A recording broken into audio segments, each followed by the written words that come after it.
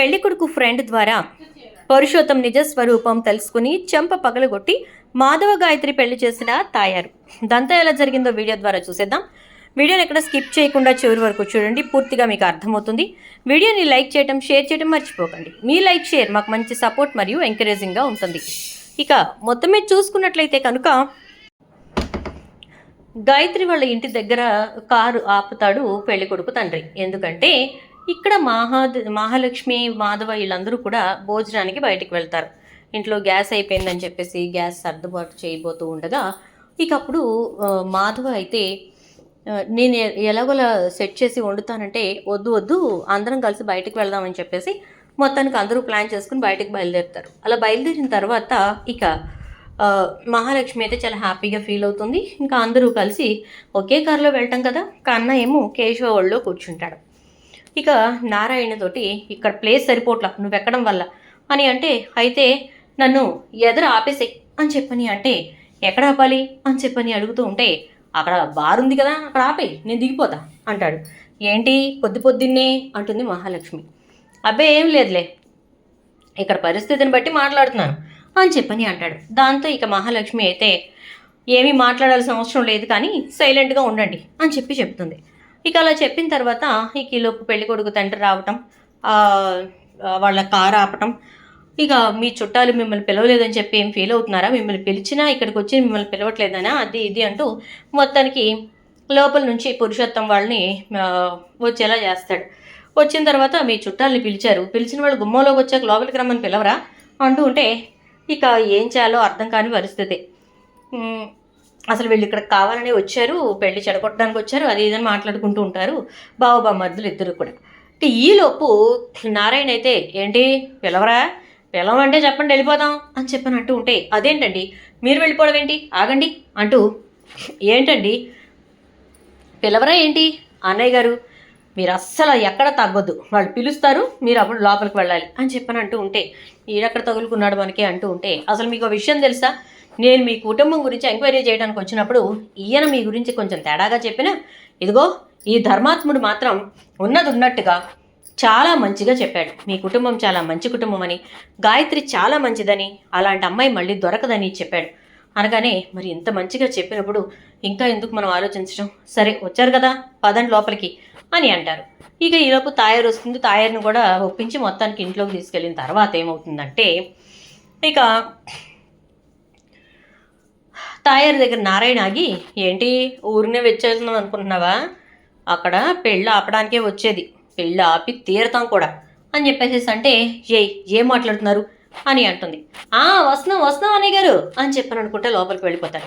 వీళ్ళని ఎందుకు ఆపినట్టు, ఎందుకు రానిచ్చినట్టు అనేసరికి ఎవరు ఆపారు, ఎవరు రానిచ్చారు, అంతా మీ అన్నయ్య చేశాడు అని చెప్పేసి అంటూ ఉంటే, ఇక ఈలోపు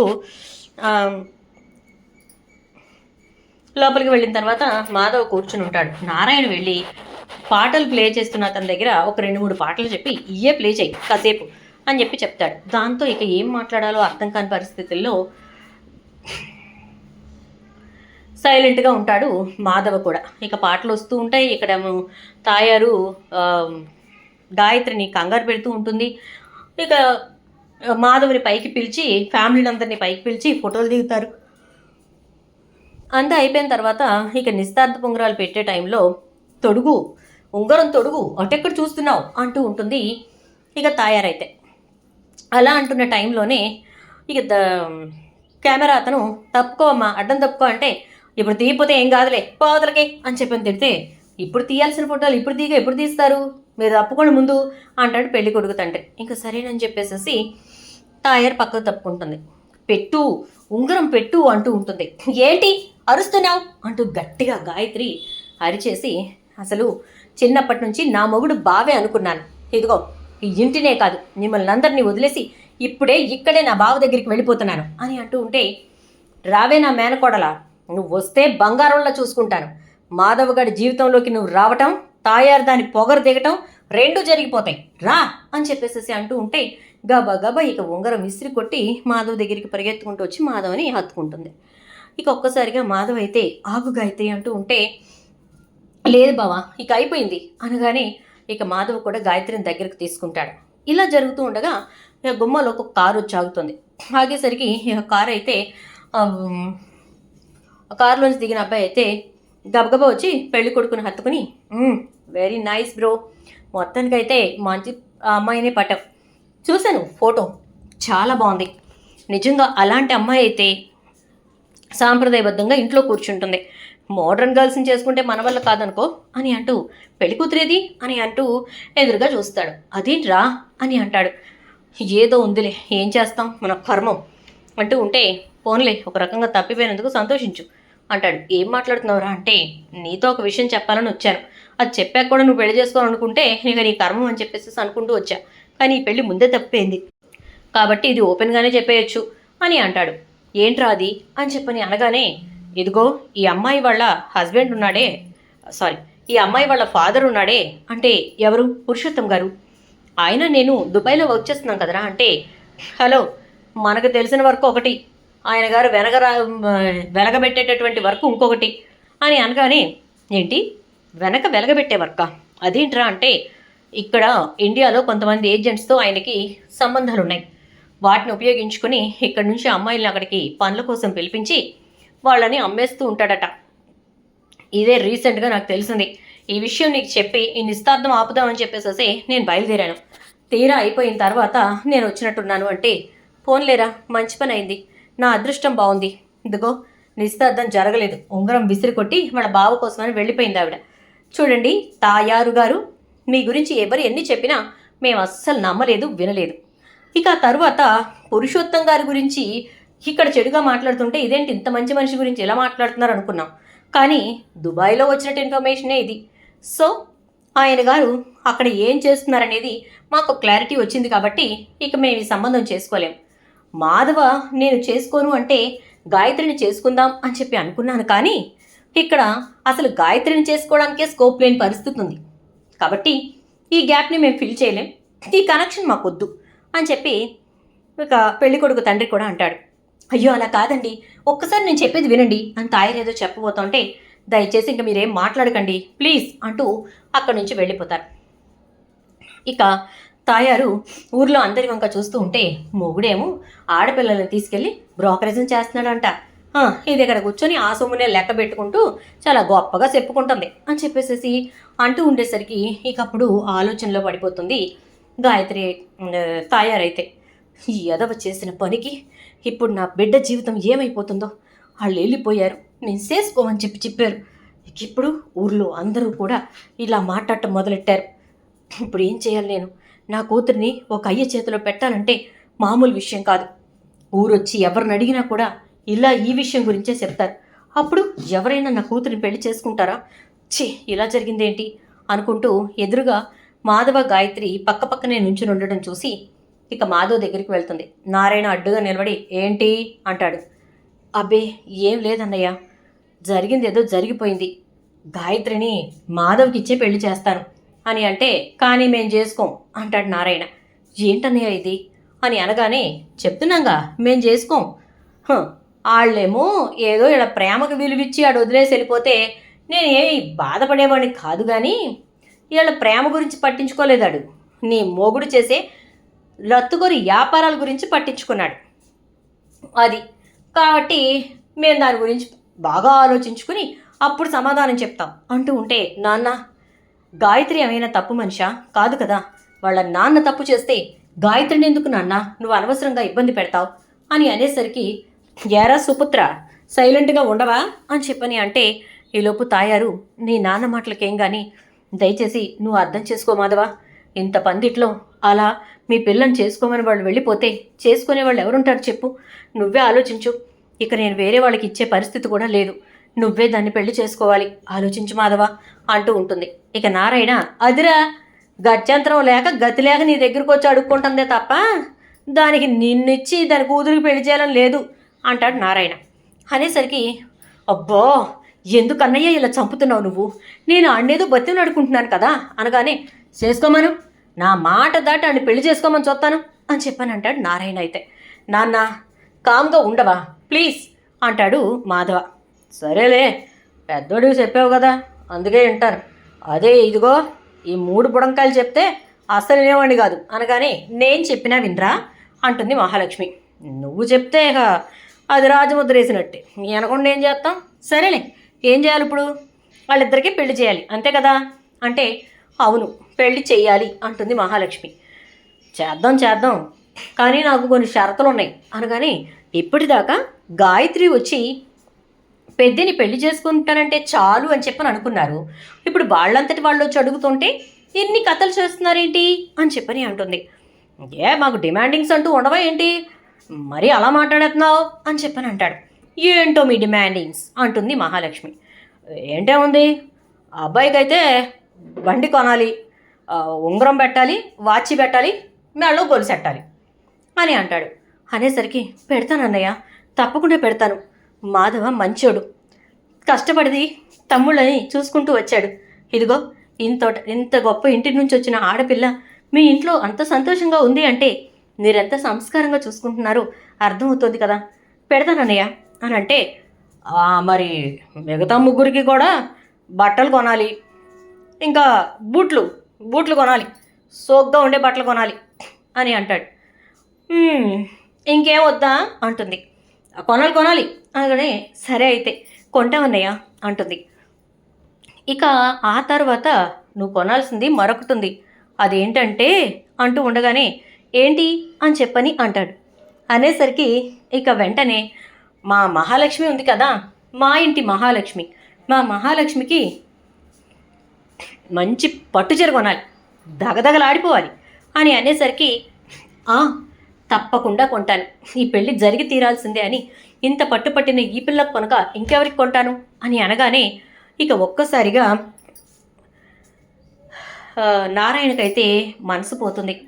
ఇన్ని మాట్లాడినా నీకు బాధ వేయట్లేదేంటే అనగానే, ఏమైనా నువ్వు మండ్లు మాణిక్యాలు అడిగావా, లేకపోతే బంగారపు ముద్దలు అడిగావా? నీ పిల్లల్ని గౌరవంగా చూసుకోవటం కోసం, వాళ్ళకి గౌరవం ఇవ్వడం కోసమే ఇవన్నీ అడిగావని నాకు తెలుసు అన్నయ్య. ఖచ్చితంగా ఇవన్నీ కొంటాను. ఇప్పుడు ఈ నిస్తార్థం చేసుకుందామన్నయ్య అంటుంది. పురుషోత్తం వచ్చి, ఏంటే నువ్వు ఏం మాట్లాడుతున్నావు అంటే, నువ్వు మాట్లాడకయ్యా, నీకు మాట్లాడే ఇది లేదు, అర్థమైందా? నా కూతురి జీవితాన్ని బాగు చేసుకోవడానికి నేను నా అన్న కొడుకు కాళ్ళ ఎళ్ళ పడి మొత్తానికి ఓ దారి చేసుకుంటున్నాను, చేసుకోనివ్వు. దానికోసం కష్టపడ్డ రూపాయలు తెచ్చి పెట్టినవి ఉన్నాయి కదా, అవన్నీ ఇచ్చి పంపిస్తాను. దానికి కావలసిన మొత్తం ఇచ్చి పంపిస్తాను. నోరెత్తి మాట్లాడటానికి వీల్లేదు. నీలాంటి వాళ్ళు నా కొంపకి రావడం కూడా నాకు ఇష్టం లేదు. ఈ పెళ్ళయ్యే వరకు పెద్ద మనిషిగా ఒక పక్కన నిలబడి కూతురికి పెళ్లి చేసి అల్లుడి కాళ్ళు కడిగి కన్యాదానం చెయ్యి, అంతవరకే తప్ప ఇంకేం చేసినా కానీ నేను అస్సలు ఊరుకోను, అర్థమైందా అని చెప్పేసేసి అనేసరికి ఇక ఏం మాట్లాడాలో ఏం చేయాలో అర్థం కాని పరిస్థితుల్లోకి వెళ్ళిపోతాడు పురుషోత్తం. అయితే ఇక అక్కడ నిస్తార్థం అయిపోతుంది. 4 రోజుల్లోనే పెళ్లి ముహూర్తం కూడా పెట్టేసుకుంటారు. ఈలోపే ఇక తాయారు అన్నమాట ప్రకారం అన్ని కొన్ని తీసుకొస్తుంది. అన్నయ్య అంటూ ఒకరోజు సాయంత్రం వస్తుంది. నారాయణ కూర్చుని తన భార్య ఫోటో వంక చూసుకుంటూ, మొత్తానికి మన పెద్దోడికి ఆడిష్టపడ్డ గాయత్రితో పెళ్ళవుతుందే. చిన్నప్పటి నుంచి ఆడి ఆశలు ఎన్ని పెట్టుకున్నాడో దాని మీద, అదంటే పంచ ప్రాణాలడికి. దానికి ఏదైనా ఇంత ముళ్ళు గుచ్చుకుందని ఎవడైనా వచ్చి చెప్తే వీడి ప్రాణం గిలగిల్లాడిపోయేది. తాయారికి ఇవన్నీ తెలియక ఆడి ప్రేమను అపార్థం చేసుకుంది. ఆస్తుల గురించి అంతస్తుల గురించి గొడవలు పడిందే తప్ప ప్రేమాప్యాయతల గురించి ఆలోచించలేదు. నా కూతురు మా అన్నింటికి వెళ్తే నా మేనల్లుని చేసుకుంటే సంతోషంగా ఉంటుందని ఆలోచించలేకపోయిందే. సరేలే, మొత్తానికి ఆ దేవుడే వాళ్ళిద్దరికీ రాసి పెట్టాడు, అందుకే it is happening, that wedding is happening అని చెప్పని అంటూ ఉంటాడు. ఈలోపు అన్నయ్య అంటూ తాయారు మాట్లాడుతుంది. రారా లోపలికి రా అని అంటే, ఫస్ట్ టైం తాయారు ఆ ఇంట్లోకి అడుగు పెడుతుంది. ఎన్నో సంవత్సరాల తర్వాత అడుగు పెట్టడం కదన్నయ్య, ఏదోలా ఉంది అని అంటే, ఏమవుద్దులే ఏం కాదు అని ఇక నారాయణ కూర్చో మంచినీళ్ళు తీసుకొస్తా అంటే, వద్దులే అన్నయ్య, నాకేమన్నా కొత్త ఏంటి అని గబగబా వెళ్ళి మంచినీళ్ళు తాగి, ఇక ఇల్లంతా ఏంటి ఇలా పడుంది, అమ్మాయి లేదా అంటుంది. లేదు, కాలేజీలో ఏదో పనుందని చెప్పి అగో చక్రిని తీసుకొని వెళ్ళింది అంటూ ఉంటే, వీళ్ళిద్దరే ఎక్కడా? మాధవ్ అంటే ఇంకా వచ్చి ఉంటాడు అనుకో అంటే, కన్నా ఇంకా కాలేజీ నుంచి రాలా, ఆడు కేశవేమో మెకానిక్ షెడ్లో ఉన్నాడు అని చెప్పానంటే, సరే అయితే అని గబగబా ఇల్లంతా సర్దేసి వంట చేసేసి ఇక నారాయణకి టీ పెట్టి ఇస్తుంది.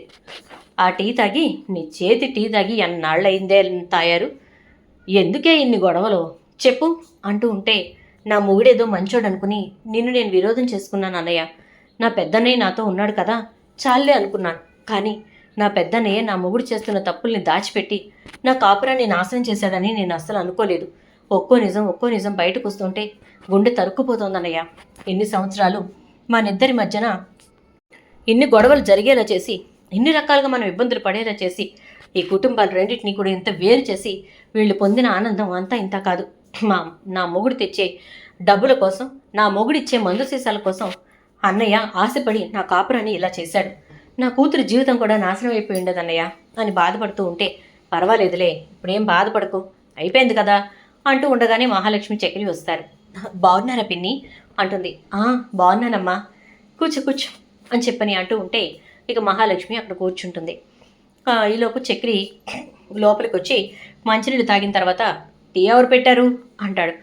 మీ అత్త పెట్టిందిరా అనగానే, ఉండ్రా నేను వచ్చి వేడి చేసిస్తాను అంటే, అవసరం లేదు అంటే, ఏంటి ఫోర్స్ కొడుతున్నావు, ఇంటికి వచ్చిందనా అని మహాలక్ష్మి అనేసరికి, అబే నేను అంటుంది టీ అవసరం లేదని కాదండి, మీరొచ్చి వేడి చేయక్కర్లేదు, నేను వేడి చేసుకుంటానని అంటూ గబగబా వేడి చేసుకుని గ్లాసులో పోసుకుని వచ్చి కూర్చుని తాగుతూ ఉంటాడు.